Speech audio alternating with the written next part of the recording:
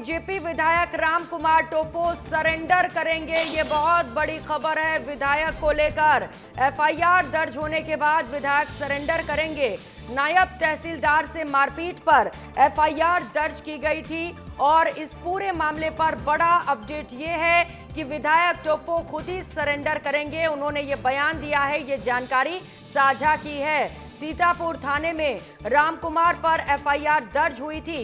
नायब तहसीलदार ने थाने में से लेकर शिकायत दर्ज कराई थी। नायब तहसीलदार के खिलाफ भी इस पूरे मामले पर शिकायत दर्ज हुई है। सरेंडर करने वाले हैं पुलिस के सामने, क्योंकि उनके ऊपर नायब तहसीलदार ने मारपीट का आरोप लगाया था। और सरेंडर क्यों कर रहे हैं, क्या ऐसी स्थिति बन गई? क्योंकि इन्होंने कल कहा था कि जांच की जा रही है और जांच के बाद जो होगा वो कानून का सहयोग करेंगे, पुलिस का सहयोग करेंगे। भैया, ऐसा क्या कुछ हो रहा है कि आपको सरेंडर करने की नौबत आ रही है? नहीं, बात सरेंडर की नहीं है। हमने पहले ही कहा है, जैसे ही एफआईआर दर्ज हुआ, कि सीधे हम जांच में सहयोग करेंगे। और हम भागे कहाँ हैं? हम तो यहीं पर हैं। लेकिन केवल हमारी गिरफ्तारी नहीं, जिस हिसाब से हम लोगों ने जो अरेस्ट एफआईआर दर्ज कराया है, हमारी दीदी के खिलाफ जो अभद्र व्यवहार उसने किया है, उसकी भी गिरफ्तारी होनी चाहिए। और हम स्वतः गिरफ्तार अपने आप को सुपुर्द कर रहे हैं। ये कब सुपुर्द करेंगे खुद को, कब जाएंगे? अभी हम अपने दल से सूचना देने के बाद और बड़े अधिकारियों से बात करके कि कहाँ पर हमें उचित जगह पे वो करना चाहिए, हम उस हिसाब से कदम उठाएंगे। किसी हाईकमान के अपने किसी संगठन के नेताओं से बातचीत हुई है किसी से? नहीं, बिल्कुल बात निरंतर हो रही है और मैं उनके जानकारी के बाद ही कदम उठाऊंगा। ये क्या लगता है, अचानक उन्होंने कहा 24 घंटे का अल्टीमेटम दिया था, 24 घंटा पूरा नहीं हुआ, उससे पहले ही वो तहसील में तालाबंदी की स्थिति आ गई? इसमें देखिए, सभी अधिकारियों और कर्मचारियों का कहीं विषय नहीं है, ये व्यक्तिगत विषय है। एक व्यक्ति अगर आचरण खराब करता है तो इससे पूरा विभाग का आचरण खराब नहीं होता है। एक नायब तहसीलदार अगर आचरण खराब है, जिस हिसाब से अभद्र व्यवहार महिलाओं के ऊपर करता है, तो मुझे नहीं लगता कि पूरा विभाग खराब है।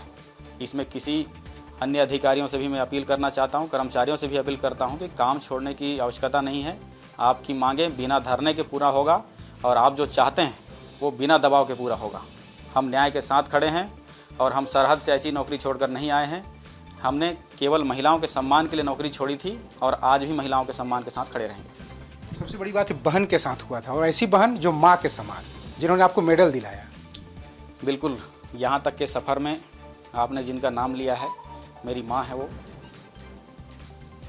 क्या कुछ लग रहा है, जब कुछ देर बाद ऐसा लग रहा है आपके चेहरे को देखकर, भाव भंगिमा देखकर, कि आप जब सरेंडर करेंगे, अधिकारियों से बात करेंगे, आगे क्या कुछ है? क्या अपने इस विधानसभा क्षेत्र में ऐसे अधिकारियों को रहने देंगे?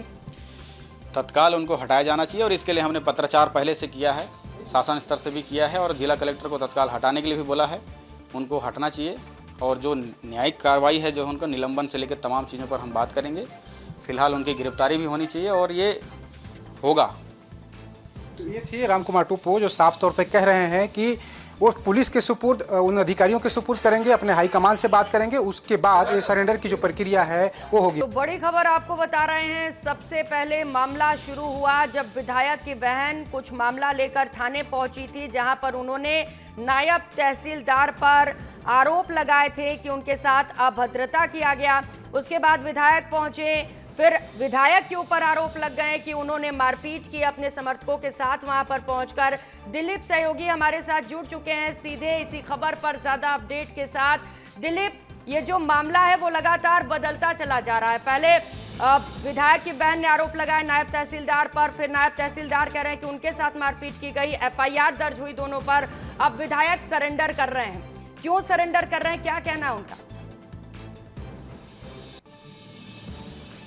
देखिए प्रियंका, ये छत्तीसगढ़ की सबसे बहुत बड़ी खबर है। बड़ी खबर इसलिए है क्योंकि सत्ता में रहने वाले बीजेपी के जो विधायक है रामकुमार टोपो, वो सरेंडर करने वाले हैं, जैसा उन्होंने इशारा किया है। उन्होंने कहा है कि जो कई ऐसे अधिकारी हैं, जो पुलिस विभाग के जो अधिकारी हैं, प्रशासन के जो अधिकारी हैं और उनके दल के जो बड़े सीनियर लीडर हैं, उनसे वो बातचीत लगातार कर रहे हैं। और वो कहाँ पर सरेंडर करें, कहाँ पर जाएँ, क्या कोर्ट में जाएँ, थाने में जाएँ, या फिर कौन सा ऐसी जगह है, उन्होंने खुद कहा है कि मैं पूछ रहा हूँ कि बताओ मैं कहाँ जाऊँ और मैं कहाँ पर सरेंडर करूं। तो उन्होंने बहुत बड़ी बात विस्तार न्यूज के कैमरे में कही है। और इस वक्त मैं उनका जो दफ्तर है सीतापुर में, वहीं पे खड़ा हूं। मैं पहले तस्वीर आपको दिखाऊंगा। देखिए, भारतीय जनता पार्टी विधायक कार्यालय सीतापुर की तस्वीर है। और यहीं पर अभी इस वक्त विधायक जो रामकुमार टोप्पो हैं वो बैठे हुए हैं। अलग अलग जो उनके कार्यकर्ता हैं उनसे बात कर रहे हैं, मीडिया कर्मियों से बात कर रहे हैं। और इसी वजह से लोगों का यहाँ पे जो तांता लगा हुआ है। और उन्होंने एक बहुत बड़ी बात कही है अपने समर्थकों के लिए कि अगर मैं सरेंडर करने जा रहा हूं तो आप लोग अपना आपा मत खोना, आप लोग शांति बनाए रखना,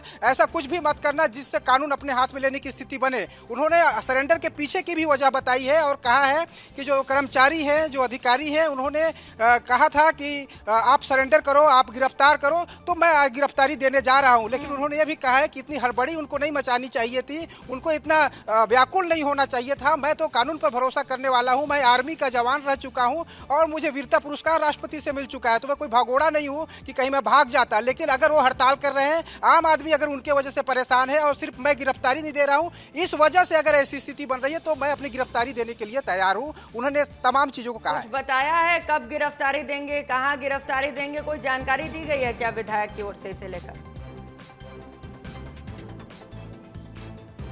देखिए, उन्होंने स्पष्ट नहीं किया है कि वो कहां पर देंगे। उन्होंने यही कहा है कि मैं अधिकारियों से बात कर रहा हूं कि मैं कहां पर सरेंडर करने जाऊं, थाने में चला जाऊं, कोर्ट में चला जाऊं या कि पुलिस के किसी बड़े अफसर के सामने जाऊं।